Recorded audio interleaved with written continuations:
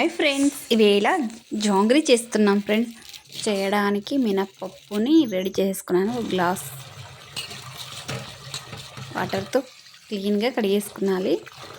చూడండి, ఇలా కడిగేసి వాటర్ వంపేసి నానబెట్టి వాటర్ వేసి నానబెట్టి ఉంచేసుకుందామండి. 6 గంటల తర్వాత వీటిని 6 గంటలు అయిపోయింది. 6 గంటల ముందే నానబెట్టేసా. షుగర్ వేసి చక్కెర వేసుకొని పెట్టేద్దామండి. ఒక గ్లాస్ వాటర్ వేస్తే సరిపోతుంది. ఇది జిగురు పాకం వస్తే సరిపోతుంది, ముదురు పాకం ఏం అక్కర్లేదు. చూడండి, ఇలా వేసేస్తాం. ఇప్పుడు మినపగుళ్ళని మిక్సీ పెట్టేసుకుందామండి. మిక్సీ పట్టేసి ఇడ్లీకి ఎలా రెడీ చేసేసుకుంటాము మినప్పిండిని అలానే చేసేసుకోవాలి. ఇలా చూడండి, మిక్సీ పెట్టేసా. ఇలా రెడీ అయిపోయింది. చూడండి, ఇడ్లీకి ఎలా ఉంటుందో పిండి అలానే. ఇందులోకి రెడ్ ఫుడ్ కలర్ వేస్తున్నాను నేను. కలర్ బాగా కనిపించాలని వీడియో కోసం, లేకపోతే కలర్ వేయను.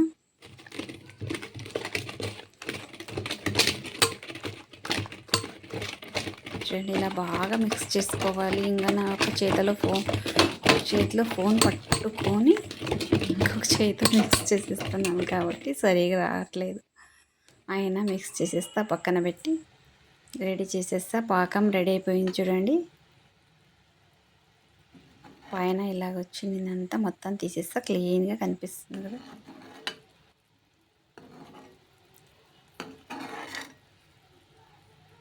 ఒక క్లాత్ రెడీ చేసుకొని ఓల్ పెట్టేసుకొని నీట్గా ఇలా పెట్టేస్తా.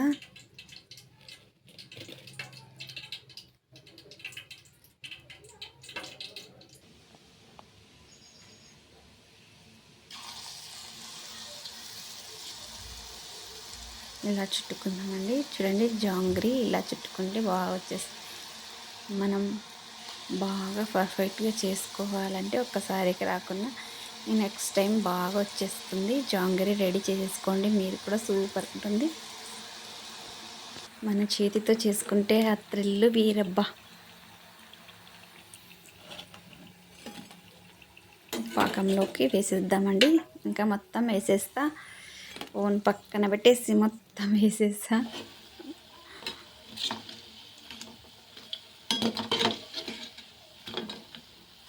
మొత్తం వేసి రెడీ చేసేస్తాను.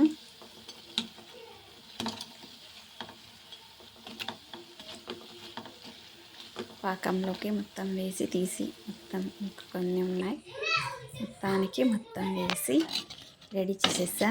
లాస్ట్ ఇది చూడండి, ఇన్ని అయినాయి. ప్లేట్లో కూడా ఉన్నాయి. ప్లేట్లో అంతా రెడీ చేసి పెట్టేశాను. మీకు చూపించేస్తాను. చూడండి ఎలా వచ్చాయో, జ్యూసీగా ఉన్నాయి. చూడండి ప్లేట్లకు పెట్టేస్తాను. ఎంత సూపర్గా ఉన్నాయి కదండి. సూపర్ టేస్ట్గా ఉంటాయండి అవి.